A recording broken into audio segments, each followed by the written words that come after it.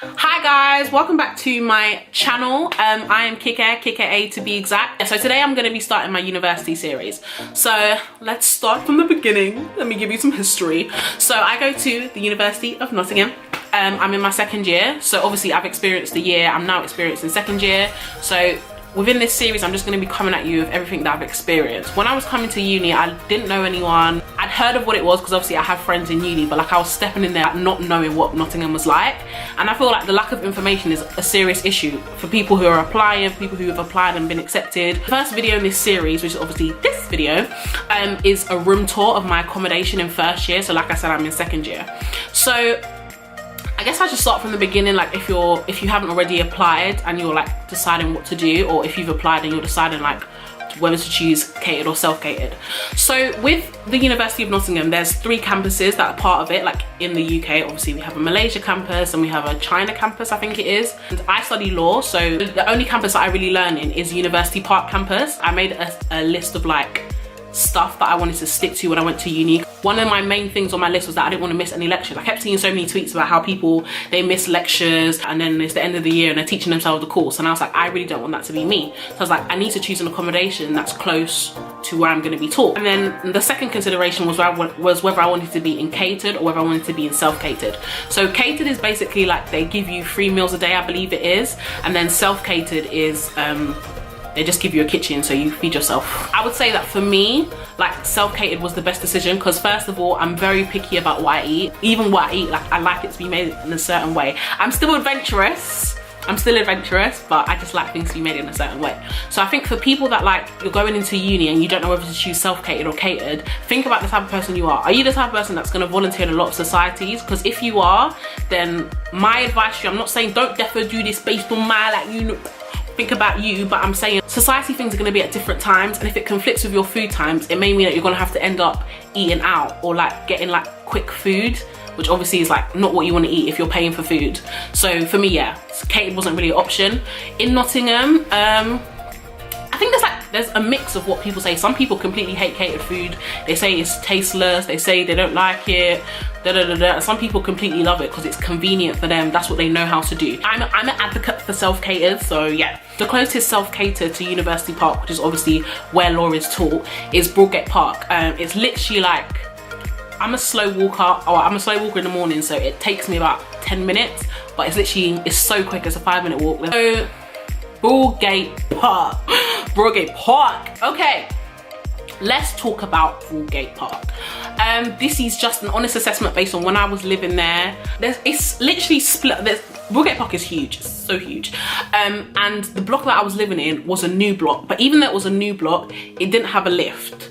And I lived on the top floor, so there was a lot of stairs. There are some blocks that have lifts, but most of them don't. So think about that when you're moving in. Broadgate Park has washing facilities, so you can wash and dry your clothes. Some people say it's a little bit expensive, but to be honest, you're gonna have to pay to wash your clothes anyway. So like, for me, it was just like, your clothes are dirty, they need to be washed, and there's no other alternative. So in Broadgate Park, they have a Starbucks. We have a game room, we have a reception, we have an Amazon locker, and we have a mini shop. It's not too far. There's a Sainsbury's, there's a Lidl, there's a Tesco, there's Wilko, there's Argos, there's Specsavers, there's NatWest, there's everything. What my room looked like, I lived in an ensuite.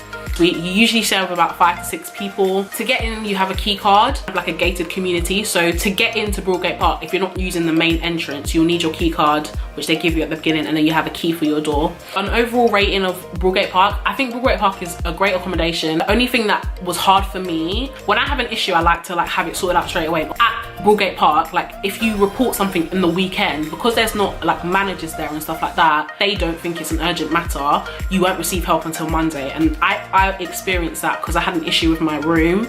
I've talked for so long, but I just thought it would be information that you wanted to know. So now, anyway, let me get into showing you like what the actual room looks like. Yeah, please enjoy this footage. This bed is very uncomfortable. Bring like a bed softener, it really helps. Anyway, storage space all along here. Yes, there's actually a lot of space. Yeah, excuse my bread, I'm going somewhere else to eat breakfast today because I have more stuff So yeah, there's a lot of leg room. You could store some stuff here. Got some really lovely cupboard space. This is a deception. Every room has this silly little thing, but there's no key that comes with it. Like, does that make any sense? I remember asking for it and the lady was like, yeah, there's no key. So yeah, we got all that space. It's pretty big, pretty deep. Like, it's basically my arm's length. And it has a lovely little mirror.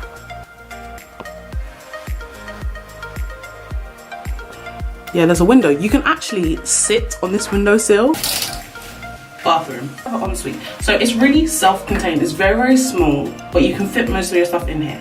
The biggest problem with this bathroom is the shower. Okay, this shower doesn't move. So literally, you have to be in one position to shower. This shower curtain clings to your body.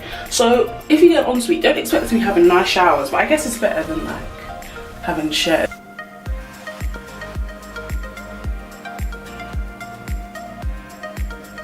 I was gonna show you guys the kitchen, but it's so dirty. Like, I can't even embarrass my family like that. It's actually so dirty. It's so dirty, it's not even showable. But yeah, hooks, door. Yeah, you have a bit of space before you walk in. It's really very messy, but I thought I'd just show you what everywhere looks like. You have a phone. This phone doesn't work. It never works.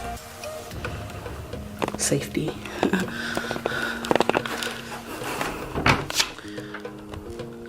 You get provided with most cleaning stuff.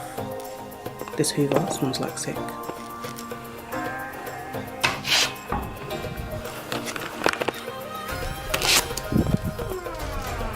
So this kitchen is utterly atrocious. Tell me what type of human beings live this. I don't even have time. Okay, so multiple people could cook here in one go.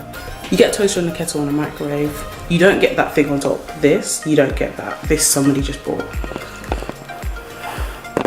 Cooker. Like I said, so I had all of this space. All of this space. And all of that space. Well, somebody's taken that space now. We're just gonna ignore that. So yeah, this is the kitchen. The sink is very, very small. I'd suggest you bring your own dish drainer because this one is very disgusting. So yeah, like, it's a very, very big room. Like, we held flat parties in here. It was not deep at all. This is the fridge situation.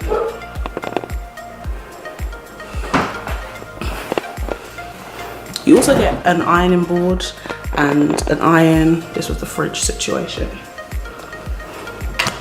So I hope you guys found that useful. Like I say, like, I've showed you what my room looked like. Obviously that's not what every room looks like. My floor I didn't actually show you, but it was a wet room, and that just meant that, like, when I showered I couldn't go into the bathroom for a bit or with socks because, like, the floor was wet in it. But what can you do? There's nothing you can do unless you're gonna pay like some silly rent just to get a proper shower. But it's really not that deep. Like, obviously I'd never experienced anything like that before, but it's not that deep. It's fine. Yeah, so I think that is all I have to say about my room. I think if I just make a quick comment about other types of room, because I know not everybody will get an ensuite, not everybody wants an ensuite. You can obviously get shared bathroom. The room literally looks pretty similar. I would say though, it can vary a lot. So for example, one of my friends, her room was like literally the same size as me, and it had a sink in it because obviously they share a bathroom. There's usually a toilet and a bathroom with a toilet. So there's two toilets in a shared one. I would also say that the kitchens are a bit smaller, but that's just because the buildings are a bit older, because obviously ensuites are a new thing. Like, I think that's about it. Yeah, so I hope this was useful. I'm the type of person that especially when I'm going somewhere new, I want to know everything about everything about everything, and I didn't have anyone to ask these questions to, so I thought I'd give some answers. Also, if you guys have any questions, if you are coming to the University of Nottingham, then feel free to drop it in the comment box, shoot me an email, and I'll be happy to respond to you. Yeah, so that is the end of the video.